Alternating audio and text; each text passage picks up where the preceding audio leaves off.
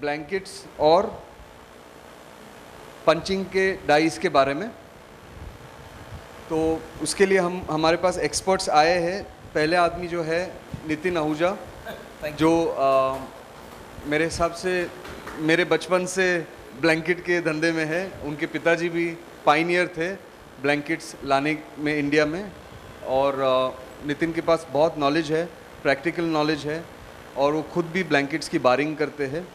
तो वो आपको बताएंगे ब्लैंकेट क्या होता है, उसके अंदर क्या तकलीफ़ें आपको आती है, और आप क्वेश्चंस पूछ सकते हैं कि आपको जो तकलीफ़ आ रही है वो क्यों आ रही है, कैसा उसको दूर कर सकते हैं। दूसरे जो हमारे स्पीकर है वो है जोसेफ डॉरर, जिनकी कंपनी का नाम मैं प्रोनाउंस नहीं कर सकता हूं, तो आप फिक्र मत करिए। No, the company name is voestalpine Precision Strip. समझे ना? वैसे आप इनकी कंपनी का नाम बोलर के नाम से जानते हैं। बोलर काफ़ी फेमस कंपनी जो कटिंग की रूल बनाती है, और ये हमें लगता है कि कटिंग और क्रीजिंग का रूल सिर्फ लोखंड का टुकड़ा है, मगर उसके अंदर बहुत बड़ा साइंस है, उसके अंदर एंगल है, उसके अंदर थिकनेस है, वगैरह वगैरह वगैरह। तो वो आपको कोशिश करेंगे। ऑब्वियसली वो आपको हिंदी में नहीं बात कर पाएंगे, बट हम उनको रिक्वेस्ट करेंगे मराठी में बात करने के लिए। वो जो कहेंगे वो नितिन आपको ट्रांसलेट करके बताएंगे, कोशिश करेंगे। पांडियन यादव है, Pandian Yadav from Ashok Punch Arts. Ashok Punch Arts से मिस्टर पांडियन यादव, ये एक्सपर्ट है डाई बनाने वाले। तो लेज़र से वगैरह वगैरह से डाई बनाते हैं, और ये आपको बताएंगे कि डाई भी एक साइंटिफिक प्रोसेस है। मशीन से आजकल बनती है, लेज़र से बनती है, उसमें काफ़ी प्रिसिशन की ज़रूरत पड़ती है। उसमें लकड़ा एक पर्टिकुलर तरीका क्या होता है, उसमें डाइज अपना ब्लेड एक पर्टिकुलर तरीके की होती है, और एक अच्छी डाई और ख़राब डाई का फ़र्क बताएंगे आपको। So who is beginning? I will begin, yeah. तो हम चालू करेंगे इनसे, जो आपको ब्लेड्स के बारे में बताएंगे बोलर कंपनी से। Please go. Okay. Thank you very much. So my name is Joseph Daurer. I work for voestalpine Precision Strip in Austria. We are a steel producing company. We produce, among other products, cutting and creasing rolls that are used in the packaging industry. So during the next 1 hour, I would say, we will show you something about our company, our group, and also about the process that we have for production of cutting and creasing rolls. So before I start with the presentation, I want to show you our new image video. ये एक आपको video दिखाएंगे अपनी factory की अभी।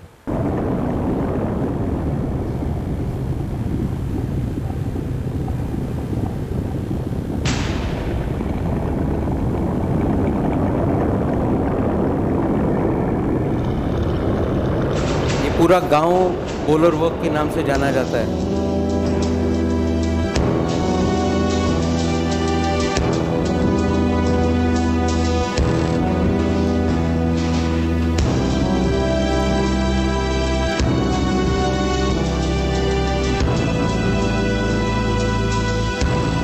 ये factory में 40 football field आ सकते हैं, इतनी बड़ी फैक्ट्री है।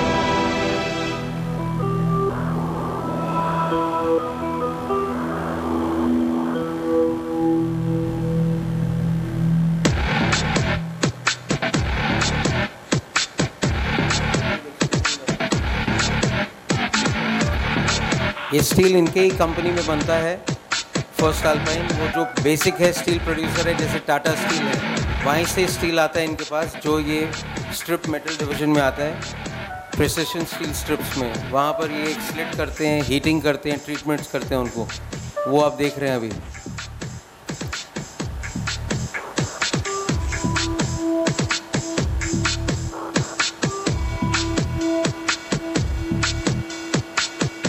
ये पूरा हीट ट्रीटमेंट होने वाला है अभी।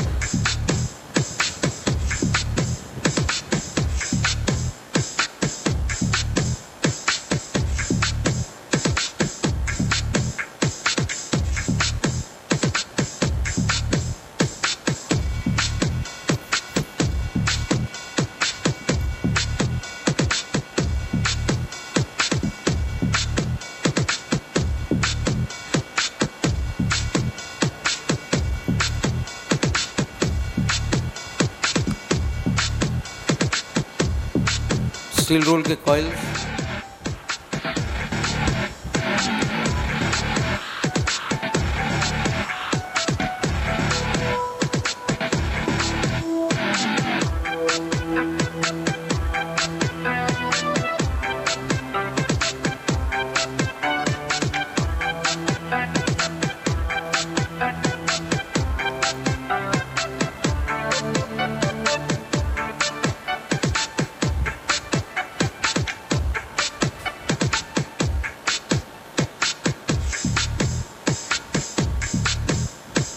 ये भी बनाते हैं ये बैंड सॉ फॉर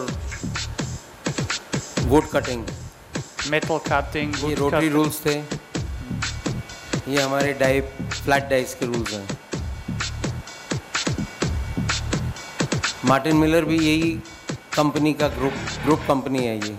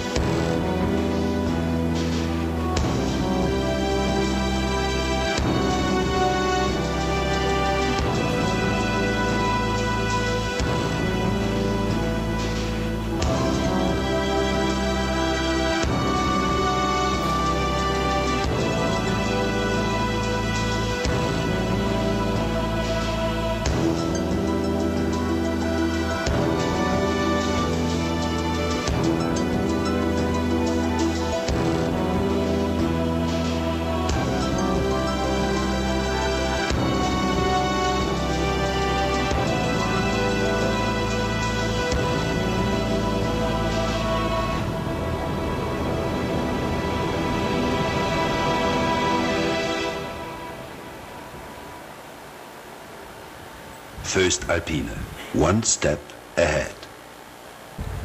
ये कंपनी जो आपने देखी 1100 करोड़ रुपए की बनी है, सिर्फ कटिंग रूल्स, रोटरी रूल्स और लेदर रूल्स बनाने के लिए।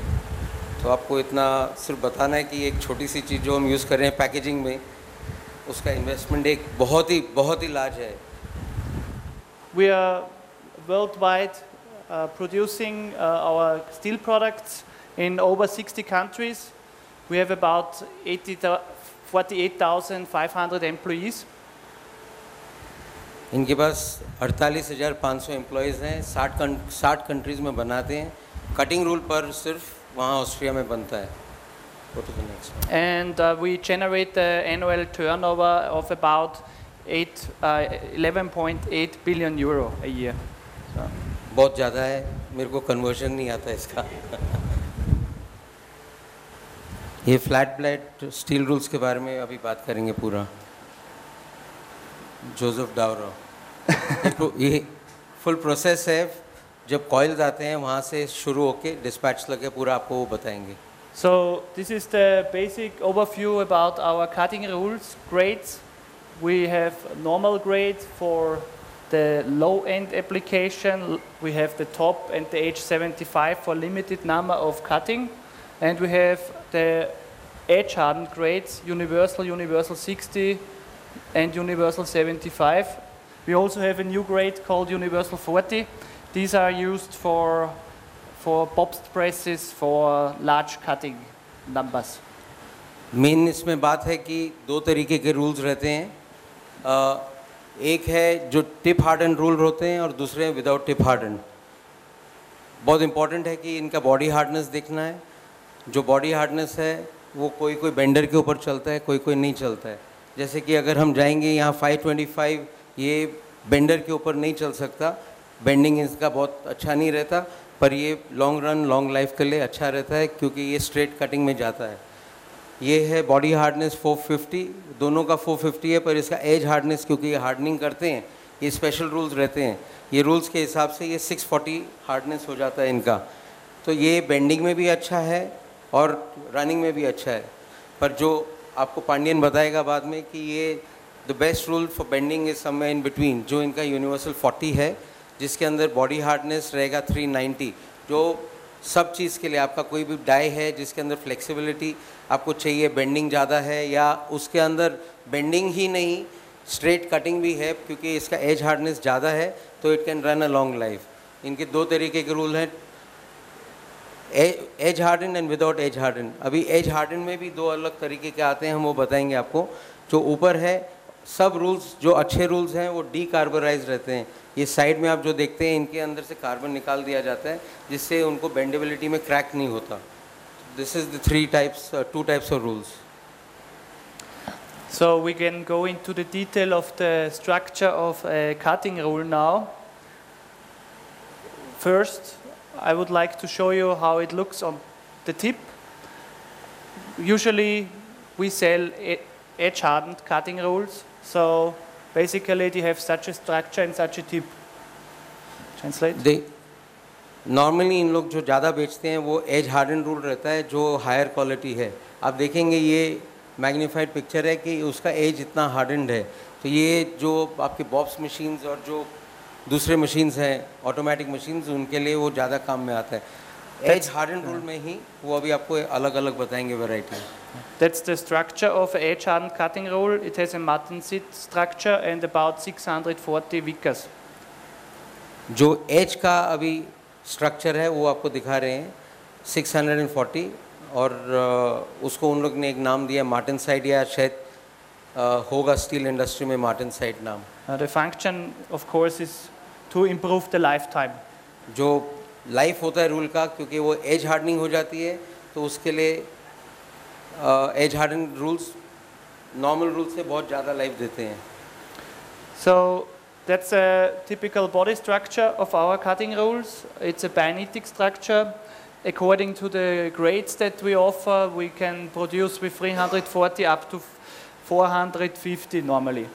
जो बॉडी हार्डनेस है, अभी आपको जो दो अलग पार्ट दिखाया था जो नीचे वाले रूल्स में से, एज हार्डनेस जो था वो 640 हार्डनेस था। अभी इसका बॉडी हार्डनेस बेंडेबिलिटी के लिए 340 से 450, इससे भी हार्डर है, पर वो बेंडेबिलिटी में ज़्यादा अच्छा नहीं रहता। तो ये बॉडी हार्डनेस है, उसका सिर्फ स्ट्रक्चर आपको दिखा रहे हैं। Of course, this is necessary that you have a good stability in the die cutting process.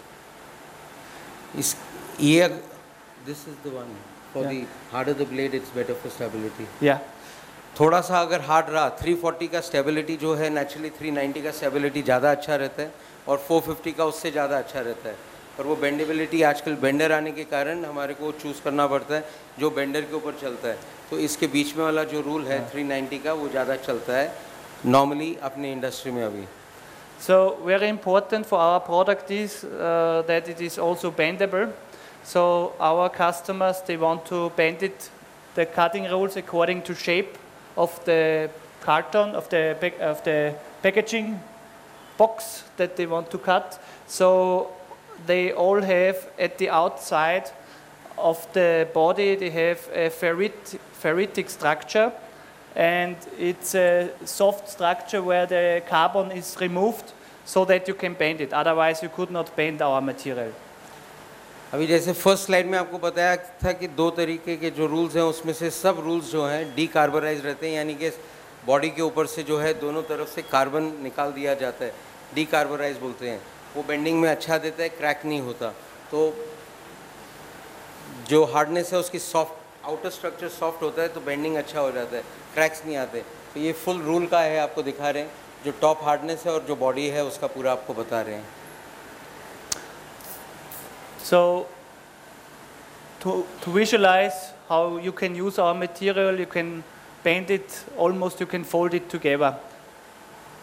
इनके जो रूल्स का बेंडेबिलिटी है अलग अलग जो है 90 डिग्रीज है, पर वो आप दूसरा रूल अगर जो ज़्यादा फ्लेक्सिबल लेना चाहें तो वो फुल बेंड हो सकता है, fully 0 degrees. So next point of this presentation is the right using of a cutting rule. So there are different shapes that you can order. So actually we basically differ between CF and CFDB shape. Edge का जो structure है वो सबसे important है अभी हम लोग के लिए। ये सब आप जो जानते होंगे, जो पैकेजिंग के साइड से हैं वो तो जानते होंगे। एक है सिंगल बेवल जो है CF सेंटर फेस जो बोलते हैं, और दूसरा है CFDB जो डबल बेवल है। DB इज़ डबल बेवल, या कोई लोग LCB बोलते हैं, लॉन्ग सेंटर बेवल। इसके ऊपर से हम लोग एप्लीकेशन देखते हैं कि कैसा है। So the CF is mainly used in the carton cutting process. CFDB is also used for corrugated board, thick materials. CF जैसे आप जानते हैं जो जनरल रूल्स आपके पास आते हैं वो सब CF ही रहते हैं, एक्सेप्ट फॉर स्पेशल जहाँ पर आप प्लास्टिक काटते हैं या corrugated या thick cartons हैं, वहाँ पर CFDB आता है, depending on the thickness of your substrate. We also have side face products, but it's not so important, so I will skip this one. So next slide should show you how you normally cut a carton. So here you use a CF cutting rule for the process, and as the carton is not thicker than the cutting edge, you can basically cut through, no problem. But once the carton is thicker than the edge, it probably generate a crack on the board, or you will see a deformation of the carton, so then you switch to CFDB. Actual हम लोग को choose करना है जो rule, वो depend करता है substrate के ऊपर, जो थिकनेस ऑफ द सबस्ट्रेट है। अगर हम वो लेंगे thickness of the substrate, this is the absolute correct thing, जो वो अपने कटिंग एज से छोटा रहना, पतला रहना चाहिए सबस्ट्रेट। अगर वो उतना ही है जितना सबस्ट्रेट के जितना है एज, वो फिर भी एक चल जाता है, मतलब करेक्ट नहीं है पर चल जाता है। अगर वो एज से ज़्यादा है तो इट इज़ एब्सोल्युटली रॉन्ग, आपको वो रूल ही दूसरा लेना चाहिए जो है कि CFDB, जिसके अंदर आपको वो दिखेगा कि एज बड़ा है और सबस्ट्रेट पतला हो गया है, जहाँ पे कटिंग बराबर होगी। अगर आपने नहीं लिया वो, तो आपको वो बोर्ड बेंड्स आ जाएंगे साइड में। Okay? Okay, we'll leave this one. So I give you an idea how a cutting rule should not look like. This is examples that we always get from customers. We see it every day. This is from our competition, and this is the perfect design of a cutting edge. From us, of course. Cutting rule का जो actual है in the packaging industry, अगर आपने देखा है, depend करता है rule आप कैसे लेते हैं, क्या हार्डनेस लेते हैं। रूल पहले स्ट्रोक में ख़राब हो सकता है जब आपने उसका एडजस्टमेंट नहीं किया मेक रेडी का, अच्छा रूल लॉन्ग लाइफ के लिए ऐसे ही दिखता है। और जो दूसरे हैं, अगर ये मैन्युफैक्चरिंग में अभी आप देखते हैं एक एज का जो डिस्टेंस है और दूसरे एज का डिस्टेंस है, सेंटर जो आ गया वो गलत आ गया, यानी कि वो साइड की तरफ आ गया, वो एक गलत है। वो आपका आपने जो भी दिया ड्राइंग अपने पंच फिंगर को और उसने गलत रूल यूज़ किया तो आपका वो आउट ऑफ रजिस्टर चला जाएगा वहाँ कटिंग में। ये मार खाया हुआ रूल है, ये यूज़ करने के बाद ये पहले ही जो है मार खा गया। तो this is how the rule should look after many many impressions also. That's the happy face they are showing. So next thing is we show you how the cutting bevel looks like. Normally we produce a shaved cutting bevel, but we also have special executions available. Blade है क्या? Blade And yeah, we compare this now in the next few slides. So left side is a shaved cutting edge. Right side we have a ground cutting edge, of course with a sharper edge. So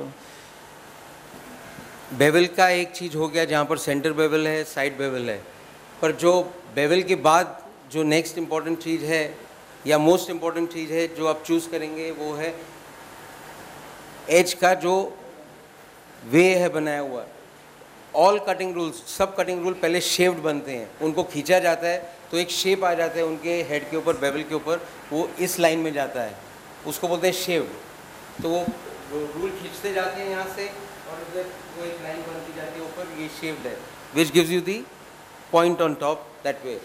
उसको grind करते हैं तो grinding shape बदली कर देता है। Naturally grinding बदली करने के बाद वो शार्पर हो जाता है। बहुत एप्लीकेशंस के लिए ये चल नहीं सकता और ये 99% अगर लॉन्ग रन रहते हैं तो ये बर बना सकता है आपके rules in the long run, वो अगर करेक्ट रूल नहीं लिया तो। क्योंकि ये जो है अभी नेक्स्ट थोड़े स्लाइड्स में आप देखेंगे, ये जो है ये अच्छा भी है और डेंजरस भी है। So we still have one superior product compared to a standard shaved or a ground cutting rule. We offer a polished cutting bevel. Basically, it's a product that is rounded at the corner and also very sharp, and it's perfectly used on laminated boards or matte pad carton. Just take that 1 minute भैया, the last slide, take it 1 minute on the last one. Yeah. अगर आप यहाँ देखेंगे, एक चीज़ मैं भूल गया बताना, ये यहाँ जहाँ बेवल ख़त्म होता है और जो बॉडी शुरू होती है, ये एक स्ट्रक्चर है जहाँ पर आके मीट करता है। तो ये मीट करता है, यहाँ पर हिट होता है। Now go to the next one. ये जो रूल है अभी इन्होंने एक नया बनाया है जो पॉलिश्ड है, जहाँ पर आपको ग्राइंडिंग नहीं दिखती है, शेविंग नहीं दिखती है, क्योंकि वो एक एक्चुअल पॉलिशिंग हो जाता है, जहाँ पर जो रूल का जो एज का स्ट्रक्चर है वो उन लोग पॉलिश कर देते हैं, तो इट बिकम्स वेरी स्मूथ, बहुत स्मूथ हो जाता है। और उसके साथ करते करते ये उन लोग यहाँ राउंड कर देते हैं। इसका एक बहुत फ़ायदा है, जहाँ पर स्ट्रक्चर नहीं होता है, जब एक्चुअल अगर आप देखने जाएंगे, I will show slide where it actually comes up. No. So I'll just explain it. No, I'll just show the next one. It's normally used in the food industry or pharma industry, and yeah, you need much less cutting pressure to cut through the carton. So at the end of the day, you will have a better result, less dust in the cutting operation, and you will also achieve a longer lifetime. That's why we also suggest this kind of product. Yeah. क्या होता है कि जो आपने shape देखा, shaped as है, और जो बॉडी और बेवल मीट करता है वहाँ पर एक स्मूथ नहीं रहता। वो जब कटिंग करने जाता है, जब पंच करता है, पंच करके ऊपर आता है, तो शेप्ड एज स्टार्टिंग में तो कोई प्रॉब्लम नहीं करता, पर थोड़ी देर के बाद एक बर होने का चांस है, क्योंकि वो लाइंस ऐसी हैं कि एक कॉज होता है वो ऊपर आए, तो वो एक थोड़ा थोड़ा डस्ट, क्योंकि आजकल पेपर पहले बनते थे लॉन्ग फाइबर से, अभी बनते हैं शॉर्ट फाइबर से, तो फाइबर को निकालना बहुत आसान है। पंच जाएगा अंदर, ब्लेड जाएगा अंदर, जब निकलेगा तो कुछ ना कुछ जो अपने साथ शॉर्ट फाइबर है वो डस्ट निकालेगा। तो वो शेप्ड एज का फाइबर कम करने के लिए ग्राउंड एज है, ग्राउंड एज से ज़्यादा, और जो एज है जो उसका यहाँ पर मीट करता है वो भी हिट करता है, वो भी उसको तोड़ते रहता है।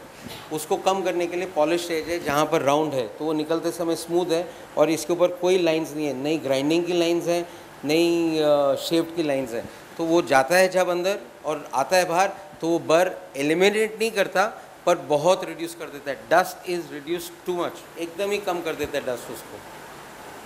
So we are not only producing steel rolls for the carton or corrugated board production, we also have special products for plastics cutting.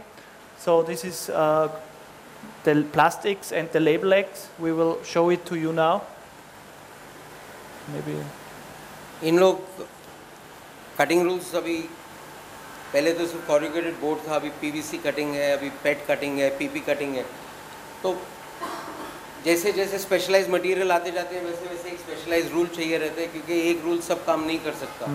It is produced with a special razor grinding technology, wet grinding technology, so we can achieve a much better or a less roughness, which is very important here. Such products are used for the electronics industry in Asia. So when you buy a mobile phone, for example, you always have a thin plastic sheet on your display. So this is cut with such rules, and you must have a perfect cut. Without the perfect cut, no way that it looks very nice when you buy the mobile phone. अभी ये plastics है जो और label x, ये दोनों technology पूरा अलग है. रेजर ब्लेड जो टेक्नोलॉजी यूज़ करते हैं वो टेक्नोलॉजी से ये बना हुआ है लेबल एक्स और प्लास्टिक्स. इनका खासियत ये है कि जो इनका एज है, नॉर्मल जो है ग्राउंड फिनिश का एज यहाँ पर आता है 30 माइक्रॉन्स, ये CFP का अराउंड 24 माइक्रॉन्स, पर ये जो लेबल एक्स और प्लास्टिक्स है उसका फिनिशिंग जो आ रहा है वो आता है 10 माइक्रॉन्स तक, यानी कि आप एकदम फाइन काट सकते हैं. प्लास्टिक्स और ये प्लास्टिक्स काटने के लिए, स्पेशली पेट मटेरियल काटने के लिए कोई प्रॉब्लम नहीं आता उसमें. Yeah, this is again the cutting edge under microscope of a plastics cutting roll.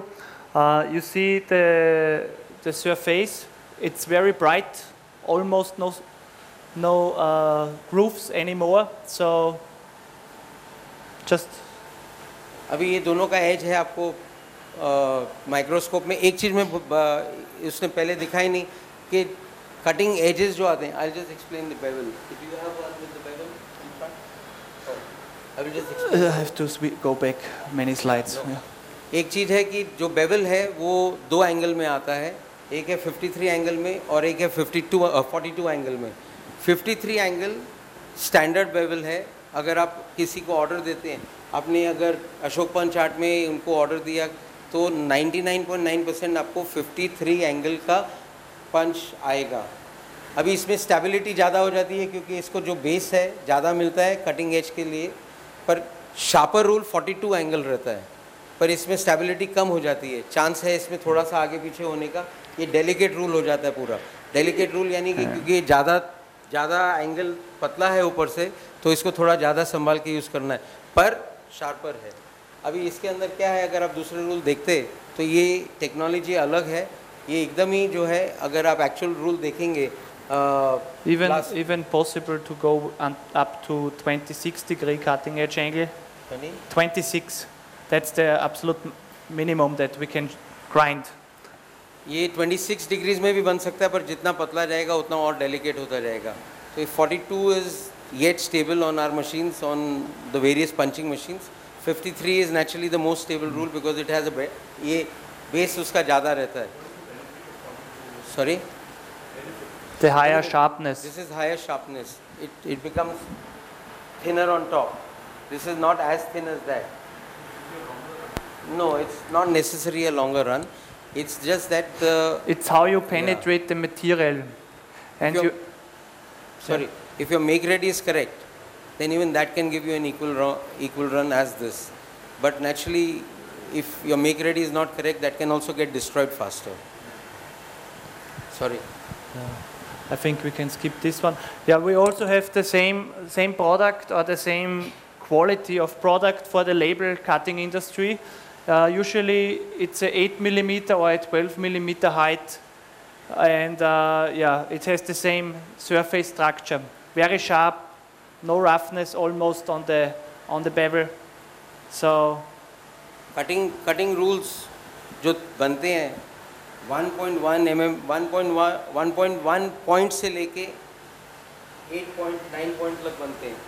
अभी ये one of the thinnest cutting rule है इनका 1.3 पॉइंट का 0.45 mm। 8 mm है जो इससे एक छोटा बनता है 7 mm का, ये उसके बाद है 8 mm का।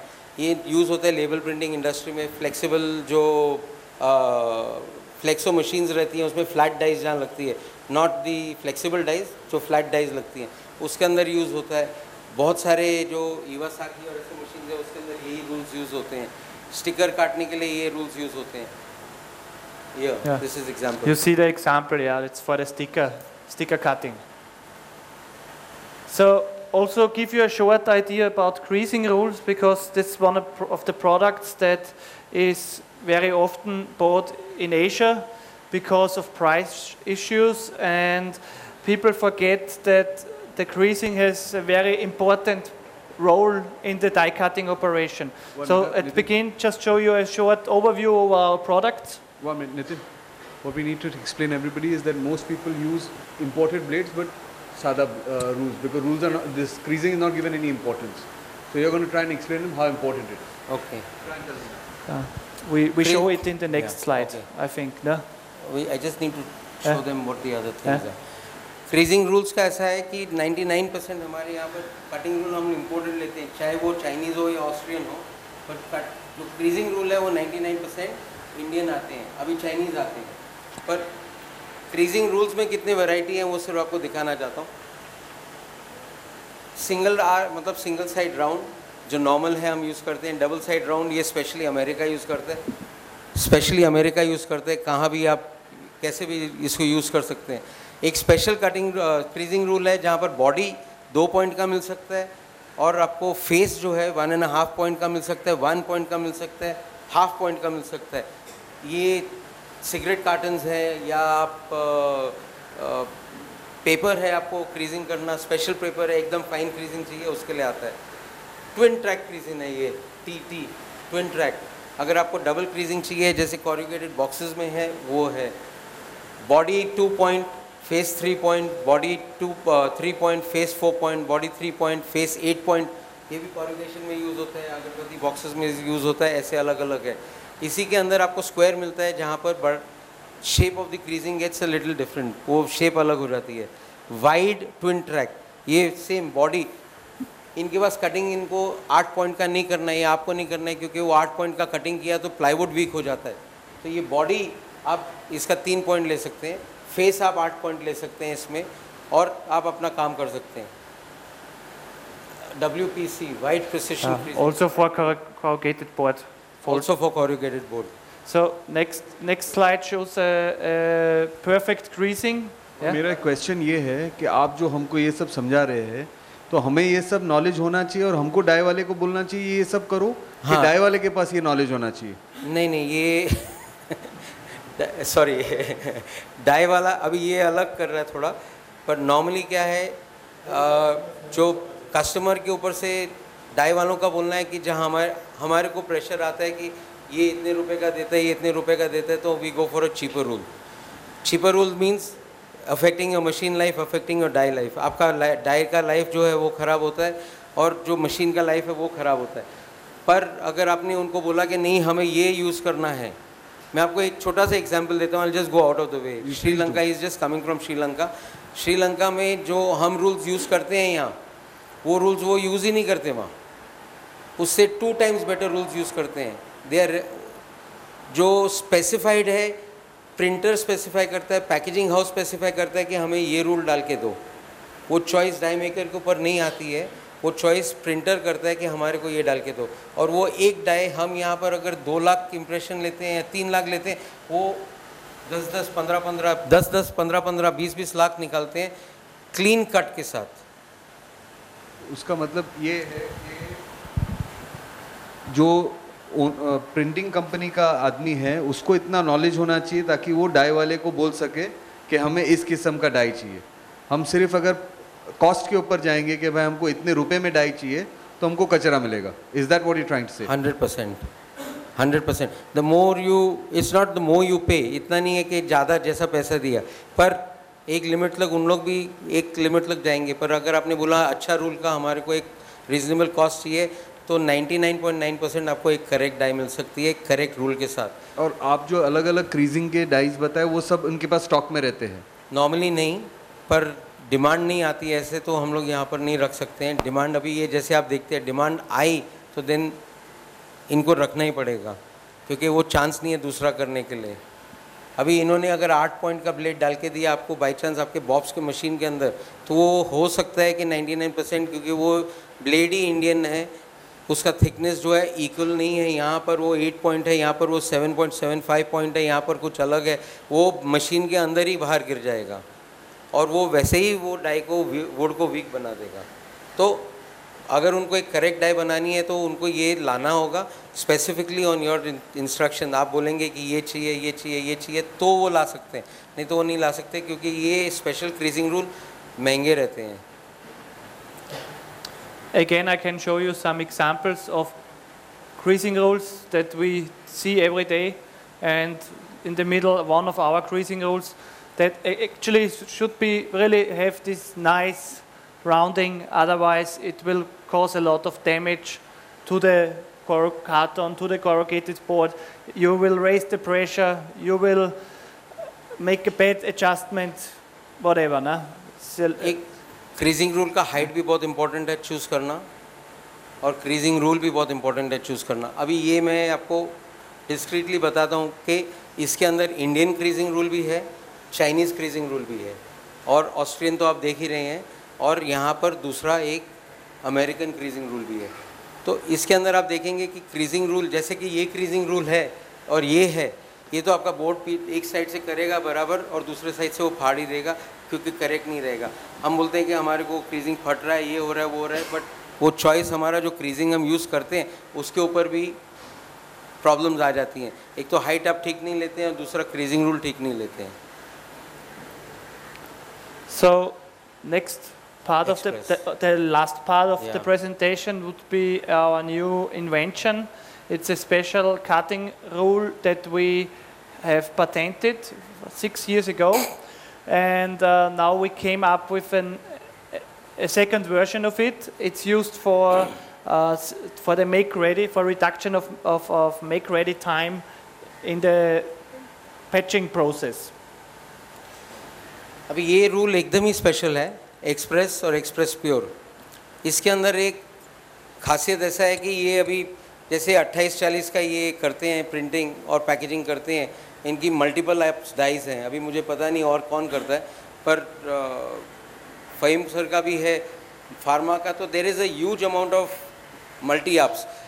एक एक मेक रेडी के अंदर कभी कभी 2-2, 3-3 ज़्यादा भी टाइम चला जाता है मेक रेडी करते, क्योंकि वो डाई जो है, अगर इन्होंने वुड नहीं ठीक यूज़ किया, वुड का वेवरिंग है, ब्लेड नहीं ठीक यूज़ किया, ब्लेड का हाइट ठीक नहीं है, बहुत सारे पैरामीटर साथ वो पूरा डाई आपको मेक रेडी के ऊपर करेक्ट करना पड़ता है।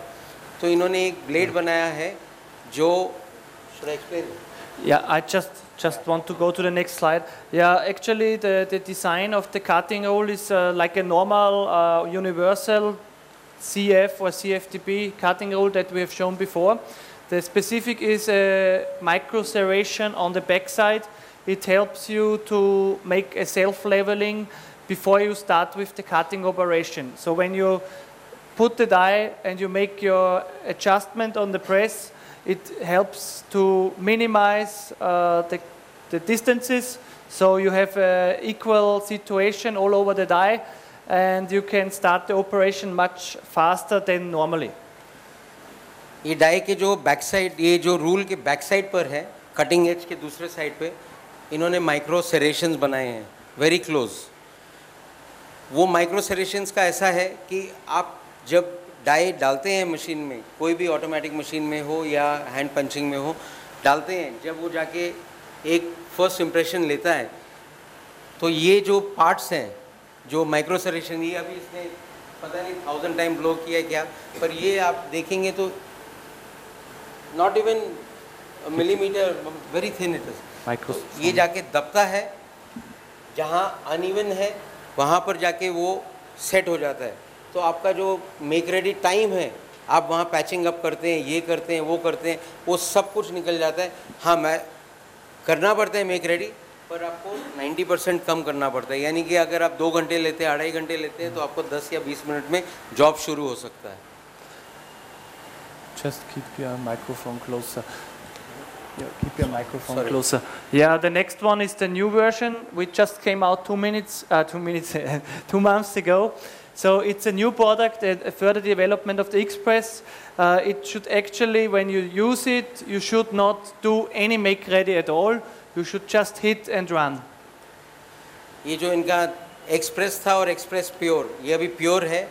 ये माइक्रो सरेशंस भी वैसे ही हैं, पर दे हैव और भी अच्छे बना दिए हैं। अब देखेंगे टेपरिंग ज़्यादा है, तो ये जो वहाँ पर 10 या 20 मिनट लगना था जो मेक रेडी करने, वो ये उन्होंने ऐसे थॉट साथ बनाया कि ये आपको मशीन में डाला, मेक रेडी की ज़रूरत नहीं है और काम शुरू करना है। यानी कि आपका जो 20 मिनट भी वेस्ट होना था मशीन टाइम, वो इंस्टेंटली शुरू हो जाएगा। एक्सप्रेस और एक्सप्रेस प्योर एब्सोल्युटली न्यू है, patented products. So we also made some testing at Bobst company in Germany. That's the 2 dies that we have used. We made them 3 times. One standard die with our cutting rule universal, a standard version. The same one with the Express standard version, and the third one with the new Express pure version. We used one 20 up die and one 15 ups die, and we made the same. We made the same process to compare make ready and patching time and all these involved parameters. Bobs company के अंदर उन्होंने trial लिया था, एक 20 up die बनाया, एक 15 up die बनाया। इतना उन्होंने यूज़ किया, 32.2 मीटर्स और 29.3 मीटर्स पैचिंग अप टेप और वो सब उन्होंने। So use the make ready with this. we used the process. We started the process 3 times. Once with a standard die, then with the Express, and then with the pure. I'm going to show you now the different results. Okay. So this is first the patching sheet of a standard universal cutting rule die, and also the result on the machine, how fast we could run, which pressure we used, and zone patching we used, and you see what we have patched on the patching sheet, yeah. ये जो normal उनका universal rule है उसके साथ किया है bobs company में 20 up के ऊपर, तो उन्होंने पैचिंग जोन जो है उन्होंने मेक रेडी किया, वो सब उसका डिटेल आपको यहाँ पर दिया है। So this test was done on a demo machine from Bobst, so it was very good, because the demonstration machine will always be very accurate. But you see, this was a standard, a very good result, but that was the result with the Express rule. So there is almost no patching anymore, no? Go back. ये normal machine bobs का जो standard machine था, वहाँ पर demo machine, उसके ऊपर normal rule जो है इनका यूनिवर्सल उसके साथ किया। डेमो मशीन में नियरली सब कुछ ही परफेक्ट था, फिर भी पैचिंग अप का आया था काम, वो दिखाया हुआ है। अभी ये जो नेक्स्ट है वो एक्सप्रेस के साथ है, उसके अंदर ऑलरेडी आप देखते हैं कितना एलिमिनेट हो गया है। एक ही फोल्ड, एक ही जोन के ऊपर उन्होंने पैचिंग किया है और वो यहाँ आपको दिख रहा है। So you see, actually we used the same pressure, we had less patching, so that means that the rule is very stable in the cutting operation. It will also last longer. And the same situation with pure, no patching, same cutting pressure and better result. वो तीनों rules का है। जो दूसरा वाला था वो express था और ये एक्सप्रेस प्योर है। एक्सप्रेस प्योर में उनको पैचिंग करने की ज़रूरत नहीं पड़ी, इंस्टेंटली वो शुरू कर सकते थे। एक्सप्रेस में उनको फिर भी थोड़ी पैचिंग करने की ज़रूरत पड़ी थी, और यूनिवर्सल जो नॉर्मल रूल था उसके अंदर उनको काफ़ी पैचिंग करना था। So with the second die we had made the same test. Again you see the standard result, then the result with Express and the result with Express Pure. So 3 times the same cutting pressure, same, even the speed was higher with Express here and with Express Pure as well. So I think that says a lot. या इसमें basically है कि आपका जो make ready time है, आप जितना भी टाइम लेते हैं एक्सप्रेस प्योर में नियरली एलिमिनेट हो जाता है, और जो एक्सप्रेस है उसमें 20% रह जाता है या 15% रहता है, और नॉर्मल में जो आप जैसे नॉर्मल मेक रेडी करते हैं वैसे रहेगा. So even when you pay a little bit more for our high quality products, at the end of the day it will cost you much less, because with our products you can have a much better productivity in your company. So I think that's more important than just savings on the purchasing. Machine time save हो जाता है, तो जो machine time save हुआ उसमें वही production आ गया, that is making money. Thank you very much. शुक्रिया, बहुत बहुत शुक्रिया. अभी मिस्टर पांडियन बोलेंगे और समझाएंगे जैसे आप इनको जॉब भेजते हैं. जब आपने इनको जॉब भेजा तो वो क्या, कहाँ से शुरू होता है, क्या करते हैं, क्या क्या चलता है उनकी कंपनी में. वो मशीन्स के वीडियो लाए हैं, कैसे लेज़र कटिंग होता है, कैसे पर्टिनेक्स बनता है, काउंटर फॉल्स बनते हैं, उसके क्या क्या है, सब वो कॉम्प्लेक्सिटी आपको बताएंगे. बहुत इंटरेस्टिंग है, और वो खुद प्रिंटर रह चुके हैं एक टाइम पर, उसके बाद उन्होंने ये काम शुरू किया. Very very knowledgeable dye maker in Bombay. ये सेटअप हो रहा है, तभी तक आपको सिर्फ बताना चाहता हूँ, ऑल इंडिया बेसिस में शायद ही पांडियन के पास सबसे लेटेस्ट मशीनरी रहेंगी डाई मेकिंग की. एलसीडी जो जर्मनी की कंपनी है, उसके जो लेज़र मशीन है, बेंडिंग मशीन है, एलसीडी का ही पर्टिनेक्स मशीन, सब पूरे इनके पास एलसीडी के ही मशीन है. प्रिसिशन और सब कुछ, मतलब ये खुद प्रिंटर होने के कारण ये सब जानते हैं जो क्या क्या डाई मेकिंग में लगता है. तो ये आपको एग्जैक्टली करेक्ट जो है मशीन्स का जो इनकी इन हाउस है वो आपको बता रहे हैं वीडियोस. ये बॉब्स का आपको एक वीडियो दिखाएंगे पहले.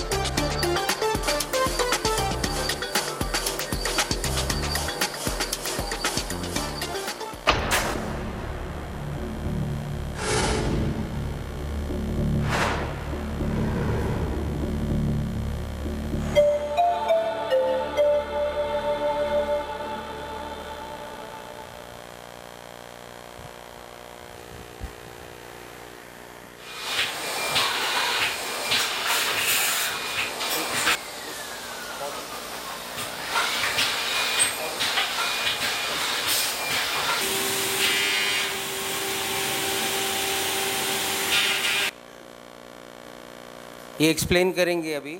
जब भी आप इनको जॉब बेचते हैं तो ये अपने डाई शॉप में कहाँ से क्या शुरू करते हैं, ये एक नेक्स्ट स्टेप होगा आपको. देखो पहला स्टेप है, हाँ चले, ये पहला स्टेप ये है, जब कस्टमर बेचते हैं पहला ड्राइंग हमारे पास ऐसे आ जाता है. तो इसके बाद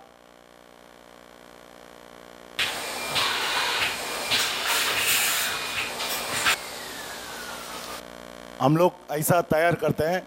तो बॉब्स के हिसाब से जो मशीन है उनका बैलेंस नहीं और इनका क्या क्या रिक्वायरमेंट डाई के अंदर, उसी हिसाब से हम लोग ड्राइंग उसको तैयार करते हैं. इसका नेक्स्ट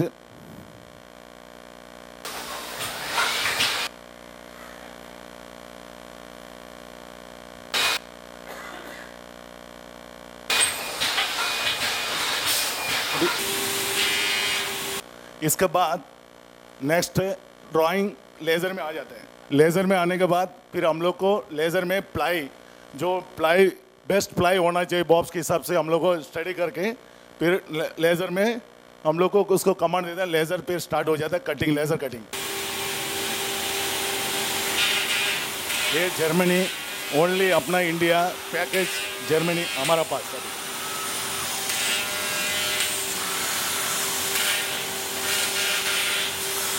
लेज़र से कट हो रहे हैं।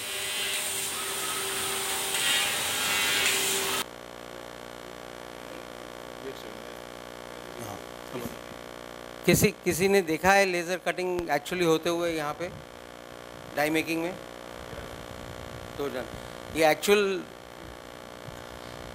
ये जो लेज़र कटिंग है प्रोड्यूसर्स, ये कोई जैसे जिक्सॉ से हम काटते हैं उसके अंदर हमारे को बर आता है, बर नहीं फिलिंग्स आती हैं लकड़ी की, वो इसमें कुछ भी नहीं आता है, एकदम स्ट्रेट कट है। कुछ ऐसा नहीं है कि 2 पॉइंट का आपने ब्लेड डालना है तो ये 2.25 पॉइंट कट रहा है या 1.25 पॉइंट कट रहा है, ऐसे एकदम ही एग्जैक्ट कटिंग होती है। It's like a fire cutting it. इसमें क्या एडजस्ट होता है सीएनसी में 2 PT, 1.5, 3 PT, 4 PT, 6 PT, जो रिक्वायरमेंट वो हर चीज़ पॉसिबल है। हर चीज़ अपन ये लेज़र में एडजस्ट करके कटिंग कर सकते हैं।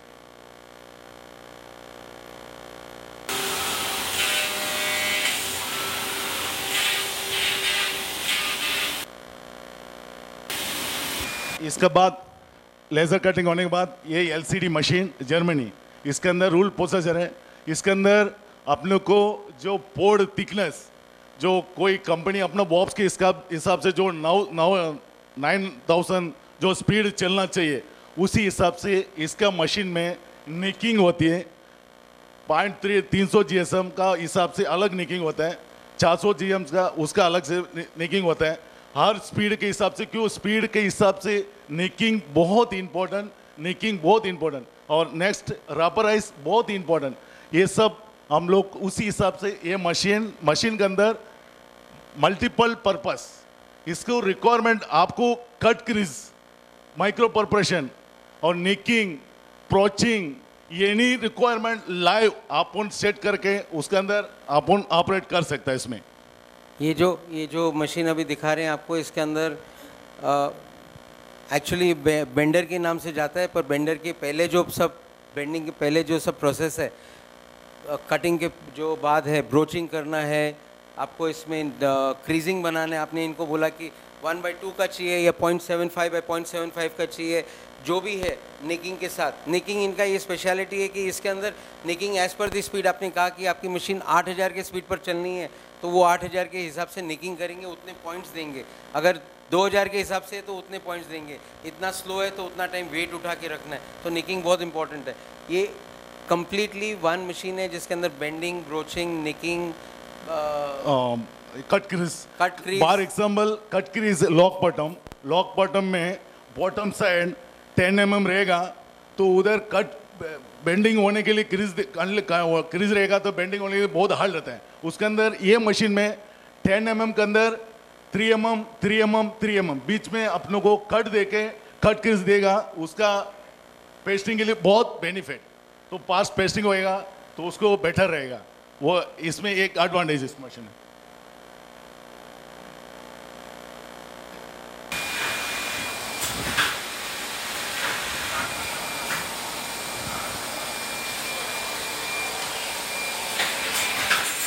ये बेंडिंग का साइड आ गया अभी।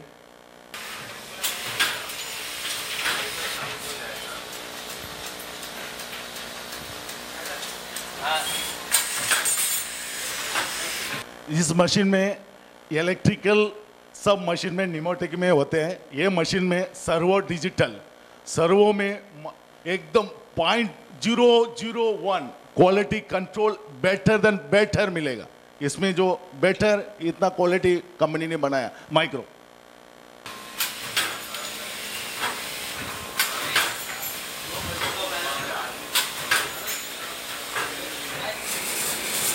या ये पार्ट, ये nicking 0.2, 0.3, 0.4 anything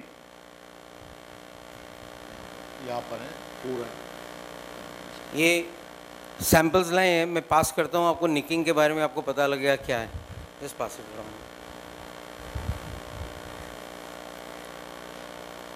top of the blade nicking.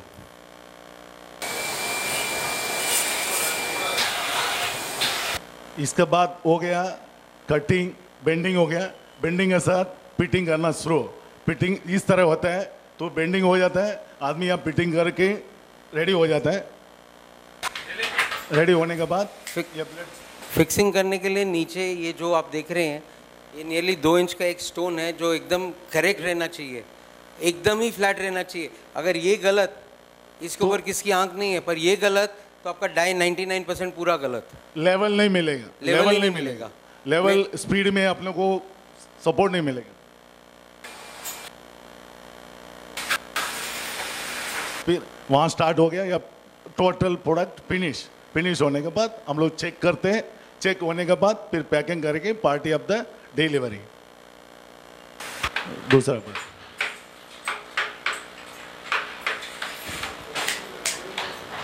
या रबर ये होते हैं पार्टी नेट्स। इसमें हम लोग क्या करते हैं, 0.3 मेन इम्पोर्टेंस, ये बोर्ड थिकनेस बहुत इम्पोर्टेंस, हम लोग 0.3। पर्टिनिक्स है जो क्रीजिंग मैट्रिक्स के बदले में आप डालेंगे, डायरेक्टली उसके ऊपर चिपकाएंगे। आपका सैंपल है, इसको पास अराउंड करना। इससे होता है एक बार बना दिया रनिंग जॉब, एक बार बनाया, आपको जब तक जॉब रहेगा, जब तक चलते रहेंगे। और मेन इंपॉर्टेंट बोर्ड का थिकनेस हम उसका बोलेंगे भाई 0.30 पॉइंट, जो भी थिकनेस रहेंगे हम उसको सेलिब्रेट करेंगे।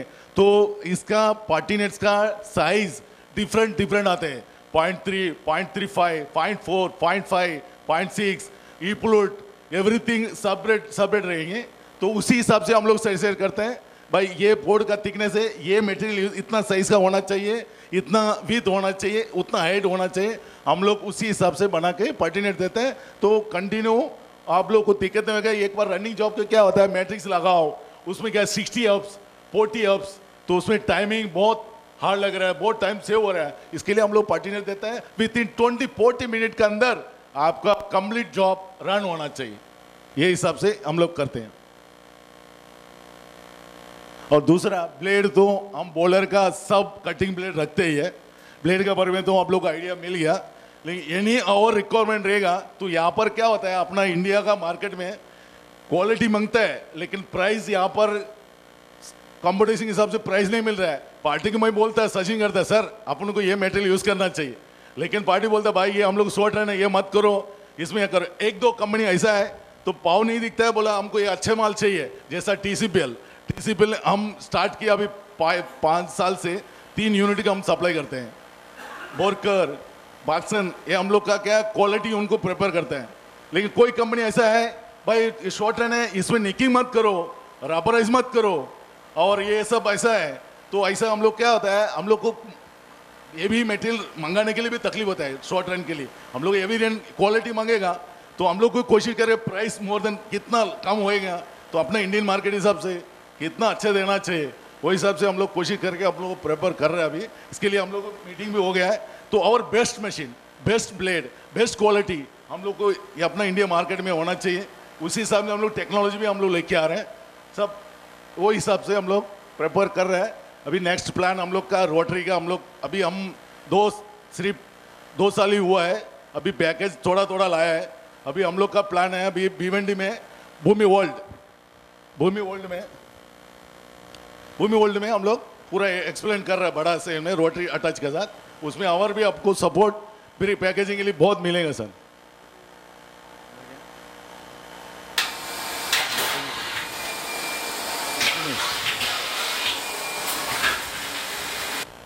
पर्टिनेक्स को एक्चुअली लेजर कट नहीं होता है, वो राउटिंग होता है।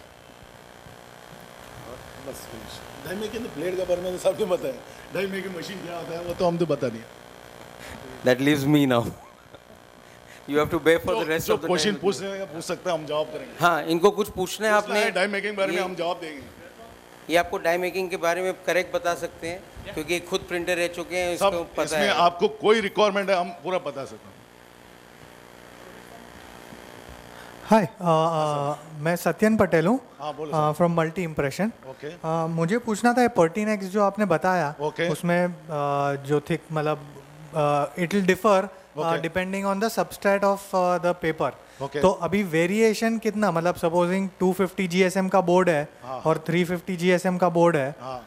तो वो दोनों में अलग पर्टिनेक्स लगेगा क्या? मतलब क्या रेंज है, एक पर्टिनेक्स अच्छा, बनाएंगे right तो क्या question, range right GSM question. तक कर सकते हैं? 300 का जो 300 GSM का है, हाँ। हम लोग लगाते हैं 400 GSM का, 400 थिकनेस जो होते हैं उसका 0.4 का जो थिकनेस है पर्टिनेट्स हम यूज करते हैं। उसके हिसाब से उसका विथ जो है वो हम लोग विथ डिप्थ उसी हिसाब से अलग होता है। 0.5 का अलग, 0.3 का अलग। ये नहीं आपको ये बताना चाहता है भाई मेरा पोर्ट का थिकनेस इतना है, हम उसको सजेशन करेंगे आपको ये थिकनेस में ये थिकनेस होएगा, ये हाइट की होएगी, ये हम लोग उसको सपोर्ट देंगे आपको, और वो हिसाब से होएंगे आपको। नहीं मेरा हाँ करेक्ट, बट अभी क्या होता है, तो एक बार 300 GSM बोर्ड पे हमने किया, हाँ। नेक्स्ट टाइम बोर्ड मिला नहीं, 290 आया, 310 मिला, नहीं, ऐसा नहीं, नहीं। तो वो कितना वेरिएशन चल सकता है? वेरिएशन आपको पॉइंट आप 3 समझो 350 330 तक चलेगा, 300 में नहीं चलेगा, क्योंकि उसका जो विथ डिप्थ सब चेंजेस हो जाएगी। हाँ करेक्ट, मतलब मैं वही 10 ही बात कर रहा हूँ, 300 से 290 या 310 उतना चलेगा? हाँ चलेगा, 300 290 समझो 350 GSM 330 उतना तक चलेगा, थोड़ा सा उसके ज्यादा चलेगा नहीं, क्योंकि उसका जो विथ है, हाइट है, डिफरेंट सब total change. Okay, thank you. Okay sir.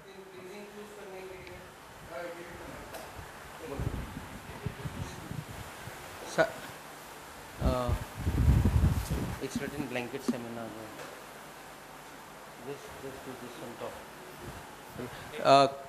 Kriging choose करने के लिए आपको आपके सबस्ट्रेट जो है उसका थिकनेस पता रहना बहुत ज़रूरी है। आप क्या उसमें कितना थिकनेस का आप रूल डाल रहे हैं वो बहुत ज़रूरी है। अगर आपने ये 2 चीज़ दी तो ऑटोमेटिक हम कैलकुलेशन करके इनको बोल सकते हैं हमारे एंड से कि हमारे को ये चाहिए, ये मतलब अपने हिसाब से सजेस्ट कर सकते हैं जो भी है। पर अगर आपको पता है कि ये सबस्ट्रेट आपका इतना थिक है, GSM नहीं, क्योंकि मैं आपको 250 GSM with fillers with other things I can show to you, मैं वो दिखा सकता हूँ कि ज़्यादा मोटा है ज़्यादा पतला है। 300 GSM 450 वो अलग हो जाता है। आपका सबस्ट्रेट का थिकनेस इन mm आप बताएंगे कि इतना है, और ये इसके लिए आप 2 पॉइंट रूल यूज़ कर रहे हैं, 3 पॉइंट कर रहे हैं, नॉर्मली 2 पॉइंट हुआ, तो उसके हिसाब से कैलकुलेशन है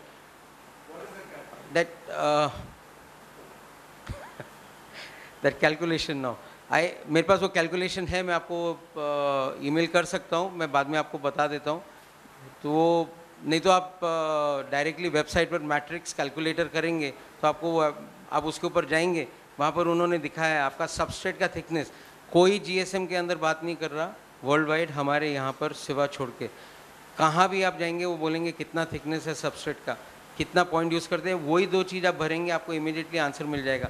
उसके वहाँ से आप प्लस माइनस में यूज़ कर सकते हैं। जैसे ये आपको एग्जैक्ट दे सकते हैं क्योंकि ये पर्टिनेक्स काटते हैं और इनके पास फैसिलिटी है 0.35 काटने का, वहाँ हमारे पास जो सप्लायर्स रहते हैं क्रीजिंग मैट्रिक्स से उनको नहीं रहता वो। Let me try and explain. Okay, पहली बात तो ये है कि GSM is not the thickness of the board. What is GSM? The weight of the board. वजन. GSM has got nothing to do with the thickness. Thickness is measured. Thickness is the caliper. Correct? GSM कैसा वजन करेंगे? वजन के कांटे पे 1 square metre में कितना वजन आता है, दैट इज GSM। और थिकनेस कैसा कैलकुलेट करते हैं? माइक्रोमीटर से। वर्नियर से नहीं होता भाई, माइक्रोमीटर से। माइक्रोमीटर से करोगे तो थिकनेस मालूम पड़ेगा। तो पहले तो आप सबस्ट्रेट का थिकनेस जान लो, ये GSM का नाटक भूल जाओ।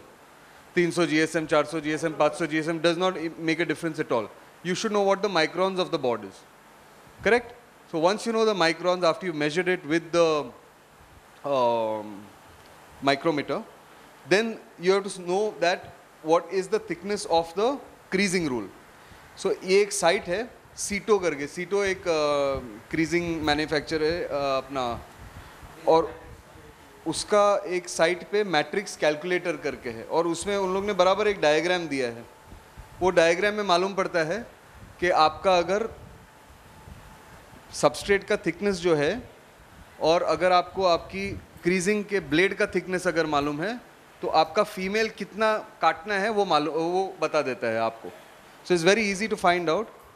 So to answer your question, whether it's possible for 350 or 390 or 200, you must check on this calculator, okay, what is the female depth which is required. Sorry, female width which is required. If it falls within that range, then you can use that same Pertinex. If it goes outside the range, then it won't work. Right? So cito.de is the name of the website. cito.de. फिर वहाँ online matrix calculator है, वो आपको with बता देगा आपका female का क्या विथ होना चाहिए. Don't go by GSM, go by the caliper. बोलना यार. Hello, can I ask a question? बोलो. हाँ, मेरा एक क्वेश्चन है, जो निक रहता है उसका इंटरवल क्या होना चाहिए? निक, हाँ, निक का इंटरवल कैसे डिसाइड करते हैं? जैसा पोर्ड का है 300 GSM है, उसके लिए हम लोग का ना 0.3 होना चाहिए. जैसा पोर्ड का थिकनेस ज़्यादा रहेगा. इंटरवल मतलब उसकी दूरी कितनी रहे? एक निक के बाद दूसरा निक का डिस्टेंस क्या रहना चाहिए? हाँ, डिस्टेंस. अच्छा, बॉब्स के लिए कम से कम आपको 3 mm 5 mm बाजू में रहेगा ना, उसको ग्रिप ज़्यादा मिलेंगे. 2 निक का 3 mm और 3 mm, ये दोनों के बीच में कितना टाइम के बाद एक निक डालेंगे, कितना जगह के बाद? समझा नहीं है अभी आपने एक निक डाला है इधर ना, तो इसके बाद दूसरा निक किधर डालेंगे? ओके. इसका डिपेंड जाप, प्लास्टिक, मेटलाइज, ओके, बोर्ड, ये सब डिफरेंट ऑफ मेटेरियल. आपको प्लास्टिक के लिए ना तो एक इनफ, मेटलाइज के लिए अनलाइटली, और बोर्ड डुप्लाइज तो उसको अपन को बाजू में एकदम 5 mm 3 mm देना चाहिए. क्यों? जब मशीन स्पीड में चलती है तो उसका स्ट्रेंथ मिलना चाहिए कि वो आपको उसको पार्टनर नहीं चाहिए, ऑपरेटर को इजीली ऑपरेटिंग करने के लिए होना चाहिए.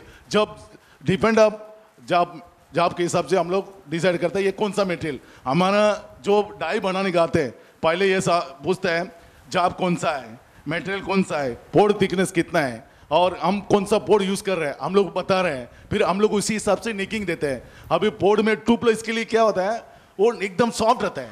सॉफ्ट के लिए क्या होता है, मशीन में बॉब चलती है तो मशीन बॉब्स के अंदर क्या होता है, जैसा स्पीड के अंदर वो ऐसा उसको स्ट्रेंथ मिलना चाहिए खींचने के लिए, 60. तो उसके हिसाब से हम लोग उसके हिसाब से प्लान बनाते हैं. बॉब्स के साथ हम लोग को ये सब ट्रेनिंग हुआ है, कौन सा पेपर, कौन सा मेटलाइज, कौन सा प्लास्टिक, वो चीज़ के अंदर कैसा होना चाहिए. हम लोग को बॉब्स के अंदर वेबसाइट में भी है, आपको चाहिए तो हम उसको भी निकिंग के बारे में आपको जैसा सीटों में मिल रहा है ऐसा निकिंग के बारे में आपको सपोर्ट गाइड कर सकते हैं.